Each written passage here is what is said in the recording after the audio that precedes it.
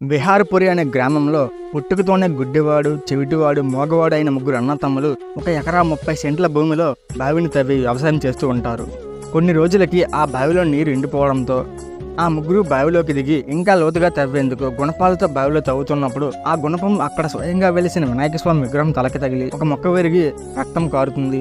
ఆ రక్తంలో తడిచిన ముగ్గురికి వారి యొక్క అంగవైకల్యాలు పోతాయి. దీనితో వారు ఆనందంతో ఇది దైవ కృపయే అని భావించి ఆ విషయాన్ని ఆ ప్రాంత రాజుగారికి, ఆ గ్రామ ప్రజలకు చెప్తారు. విగ్రహం నుండి రక్తం ప్రవహించడం ఆగకపోవడంతో రాజుగారు వినాయకుడికి ఎన్నో రకాల పూజలు, యజ్ఞాలు జరిపిస్తారు. అయినా రక్తం కారడం ఆగదు.